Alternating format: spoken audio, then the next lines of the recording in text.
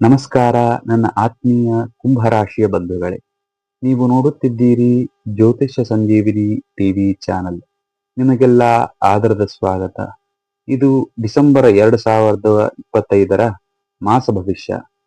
ಈ ಡಿಸೆಂಬರ್ ತಿಂಗಳಲ್ಲಿ ಕುಂಭರಾಶಿಯವರಿಗೆ ಪ್ರಮುಖ ಗ್ರಹಗಳ ಬದಲಾವಣೆಗಳು ನಡೆಯಲಿವೆ.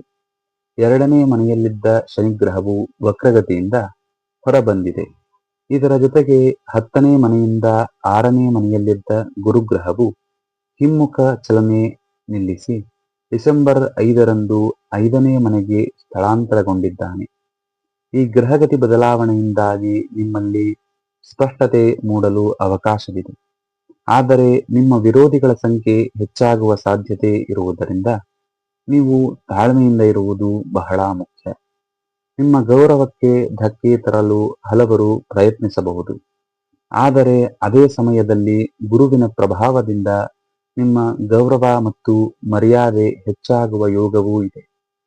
ಆರ್ಥಿಕವಾಗಿ ಆದಾಯದಲ್ಲಿ ಹೆಚ್ಚಳವಾಗದಿದ್ದರೂ ಸಮಾಜದಲ್ಲಿ ನಿಮ್ಮ ಸ್ಥಾನಮಾನ ಮತ್ತು ಗೌರವ ಹೆಚ್ಚಾಗಲಿದೆ. ಈ ತಿಂಗಳು ನಿಮಗೆ ಹಿರಿಯ ಸಹೋದರ ಸಹೋದರಿಯರಿಂದ ಸಹಾಯ ಮತ್ತು ಸಹಕಾರ ಸಿಗುವ ಸಾಧ್ಯತೆ ಇದೆ. ಇನ್ನು ವೃತ್ತಿಪರ ಜೀವನವನ್ನು ಗಮನಿಸುವುದಾದರೆ ಕಲಾಕ್ಷೇತ್ರ ಮತ್ತು ರಾಜಕೀಯ ಕ್ಷೇತ್ರಕ್ಕೆ ಸಂಬಂಧಿಸಿದವರ ಪ್ರಭಾವ ಹೆಚ್ಚಾಗಲಿದೆ. ಭಾಗ್ಯಸ್ಥಾನದ ಮೇಲೆ ಗುರುವಿನ ದೃಷ್ಟಿ ಇರುವುದರಿಂದ ಈ ರಾಶಿಯ ಯುವ ದಂಪತಿಗಳಿಗೆ ಸಂತಾನಾಭಿವೃದ್ಧಿಯಾಗಿ ಕೌಟುಂಬಿಕ ಸಂತೋಷ ವೃದ್ಧಿಯಾಗುವ ಯೋಗವಿದೆ. ಆದರೆ ಹೊಸ ಸಂಬಂಧಗಳು ಮತ್ತು ಜವಾಬ್ದಾರಿಗಳು ಹೆಚ್ಚಾದಂತೆ ಕುಟುಂಬದಲ್ಲಿ ಹಣಕಾಸಿನ ಖರ್ಚುಗಳು ಮತ್ತು ಕೊರತೆಗಳು ಉಂಟಾಗುವ ಸಾಧ್ಯತೆ ಇದೆ. ಡಿಸೆಂಬರ್ 1, 2, 3, 4, 5 ಮತ್ತು 7, 8, 9, 10, 11, 12, 17, 18, 19, 20, 21, 22 ಮತ್ತು 25, 26, 27, 28, 29 ಮತ್ತು 30 ದಿನಾಂಕಗಳು ನಿಮಗೆ ಯಶಸ್ಸು, ಕಾರ್ಯಸಿದ್ಧಿ ಮತ್ತು ನೆಮ್ಮದಿಯನ್ನು ನೀಡಲಿದೆ.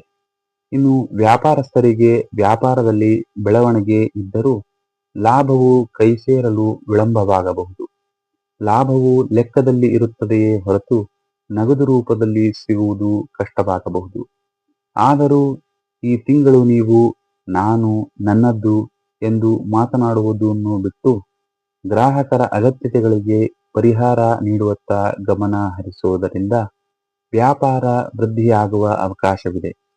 ಡಿಸೆಂಬರ್ 15ರ ನಂತರ ಕಲಾಕ್ಷೇತ್ರದವರಿಗೆ ಸರ್ಕಾರಿ ಮನ್ನಣೆ ಸಿಗುವ ಸಾಧ್ಯತೆ ಇದೆ.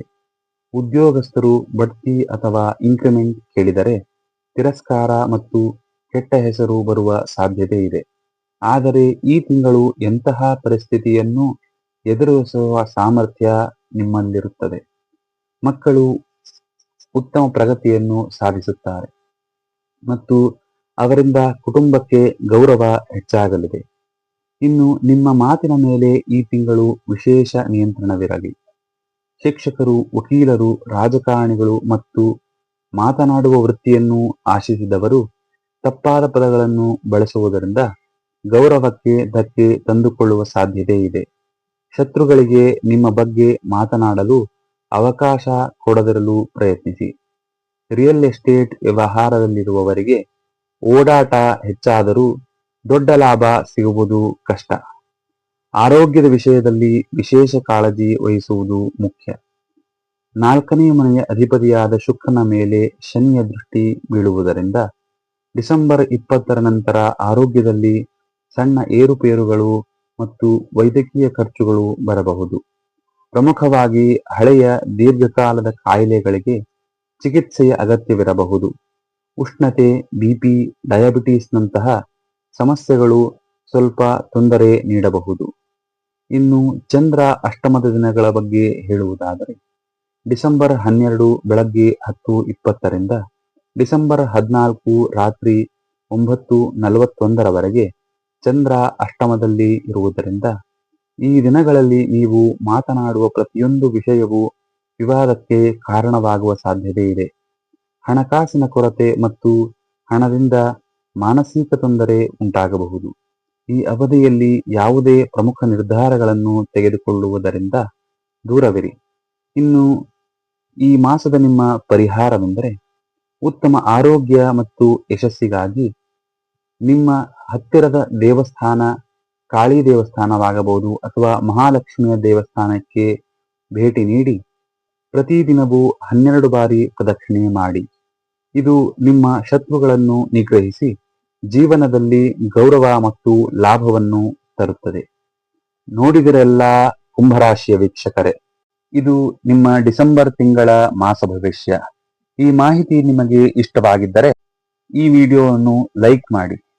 ನಿಮ್ಮ ಮನೆ ದೇವರು ಯಾವುದೆಂದು ಕಮೆಂಟ್ ಬಾಕ್ಸ್ ಅಲ್ಲಿ ಕಮೆಂಟ್ ಮಾಡಿ ಮತ್ತು ನಿಮ್ಮ ಸ್ನೇಹಿತರಿಗೆ ಮತ್ತು ಕುಟುಂಬದವರಿಗೆ ಈ ವಿಡಿಯೋವನ್ನು ಶೇರ್ ಮಾಡಿ. ಎಲ್ಲರಿಗೂ ಡಿಸೆಂಬರ್ ತಿಂಗಳು ಶುಭವಾಗಲಿ. ನಮಸ್ಕಾರ.